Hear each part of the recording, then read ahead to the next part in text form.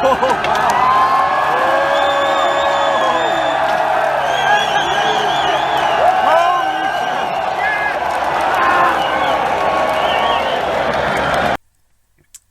be all honest here, folks. From a racer's point of view, Vettel should have won yesterday. He made absolutely no contact with Lewis Hamilton when he came back onto the track after going off onto the grass. Yes, Vettel made an error, and yes, he lost control of his car and made another mistake. But let's be real, folks. The sport is being over-regulated. I don't want to see race results decided in the stewards room, but that is exactly what happened yesterday. What happened yesterday is a real dagger to a lot of racing fans' heart. Don't get me wrong, the flip side of this is that Sebastian Vettel has actually become a lot more popular with the F1 fan base as a result. And it will mean that if he does win a race very soon, he will actually start getting a lot of plaudits, and he will now start to actually become quite popular.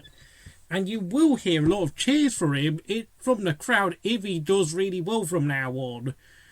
But you've got to realise, though, in terms of the precedent being set here by yesterday's result, it does seem as if a lot of the incidents I've seen happen with Max Verstappen when he's shoved a driver off the track, such as, Max pushing Kimi Raikkonen wide at 2018 Suzuka at Japan, has really kind of set a blueprint in the steward's decision when it comes to these sort of close wheel-to-wheel contact incidents now. It does seem to be they really want to clamp down on these sort of incidents, and that is a massive shame for the sport.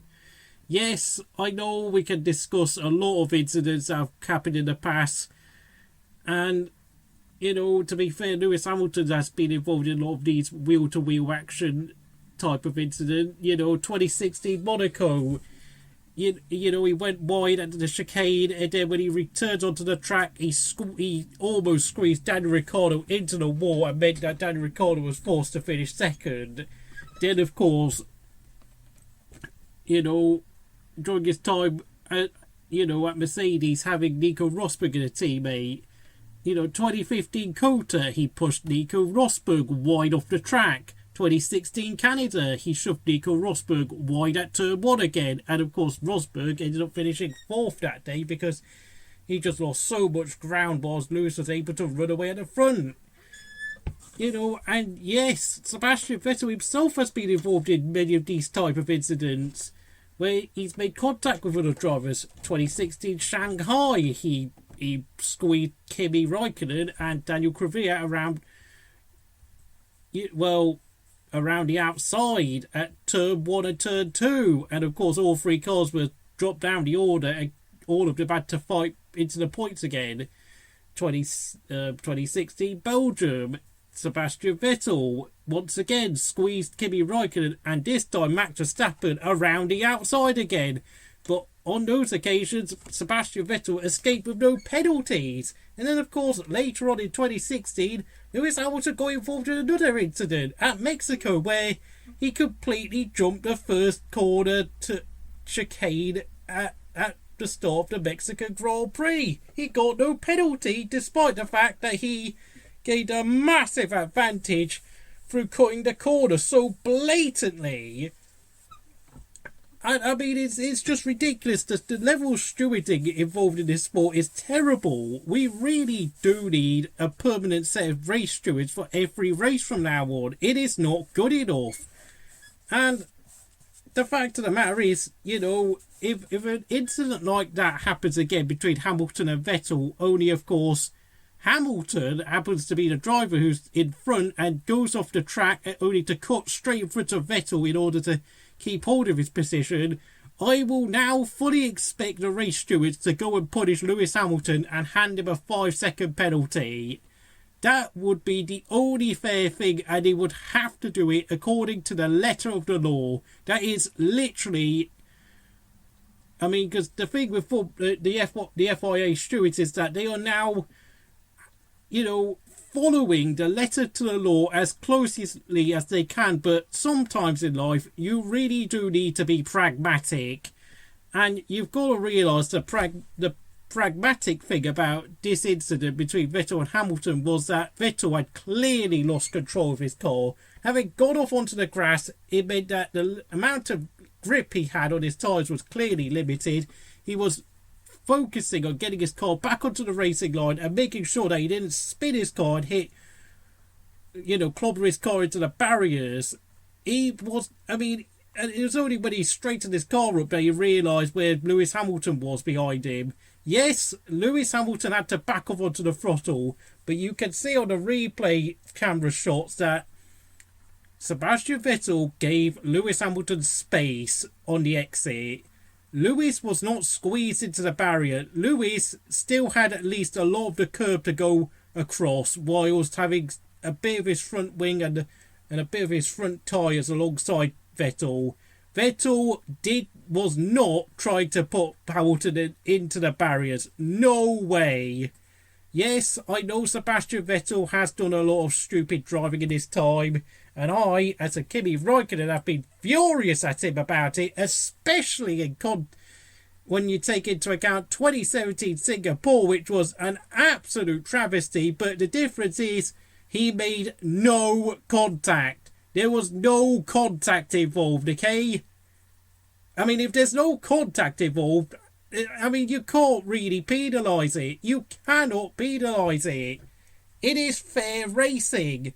And yes, considering the fact that they refused to penalise Hamilton after 2016 Monaco when he squeezed Ricciardo, even though that was a fair decision, quite frankly, it just shows that the sport is now really, really now clamping down far too heavily on racing now. It just seems as if all the drivers are now walking on eggshells, trying to not get any sort of ridiculous arbitrary time penalty.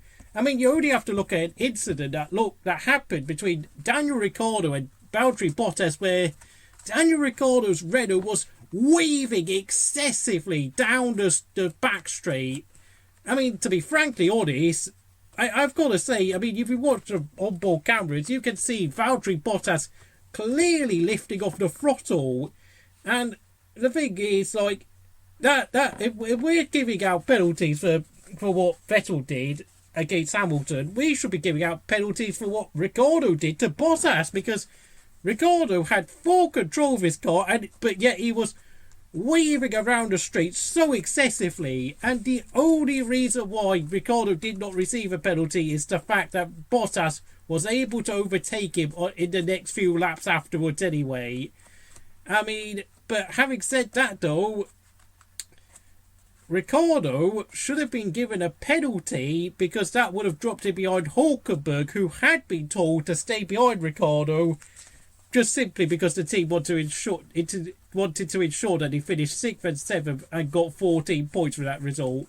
This sport has a serious problem with its officiating right now. It's just awful. You look back at other past incidents like, Ayrton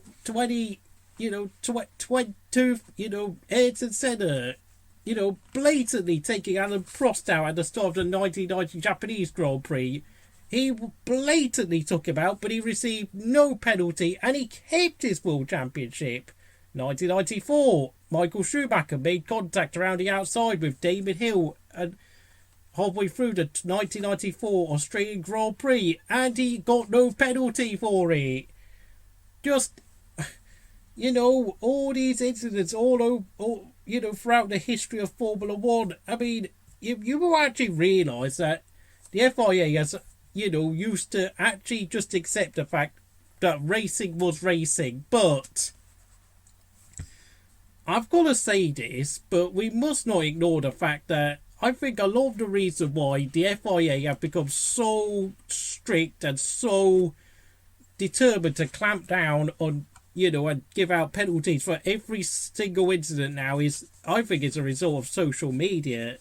I think because of the fact that they know that there's always going to be a set of fans complaining about every incident now, I just think they just panic and just give out these sort of penalties now because they just feel like, you know, that the drivers should be able to give out some extremely pure, clean form of racing. But the thing is, though, these racing drivers are human. And, there's always going to be a load of people arguing over every single incident. You can't please everyone. And yes, I know that if had Vettel been allowed to win today, yesterday, there would have been a load of people, specifically Lewis Hamilton fans, complain about the fact that Vettel had got away with, suddenly slowing down Hamilton on the exit. But that's racing, folks.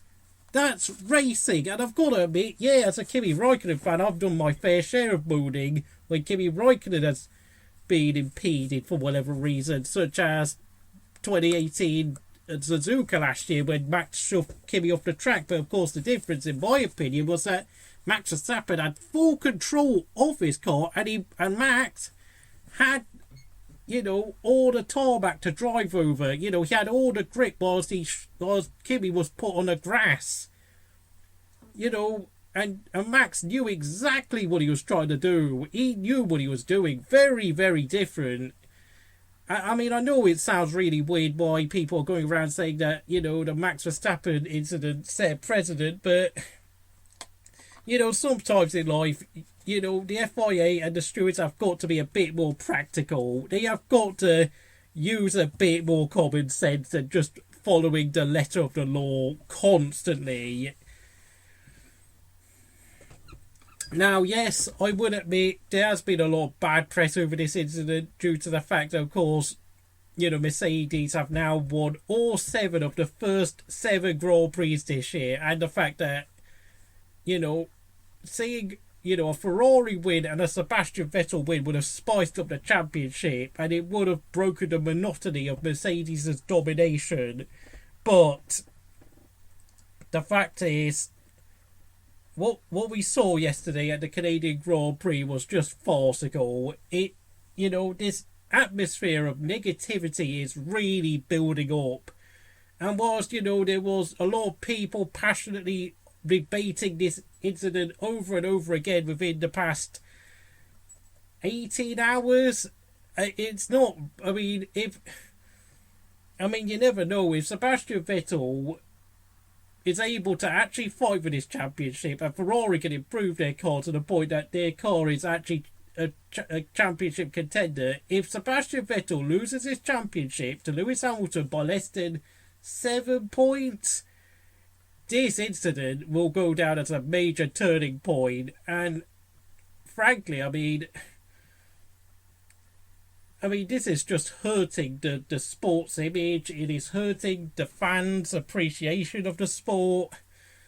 And, of course, I see a lot of Lewis Hamilton fans taking this all these, backing Vettel sort of claims very personally. Look, I am not angry at Lewis Hamilton. I am not angry at Mercedes, but I am angry at the poor decision making.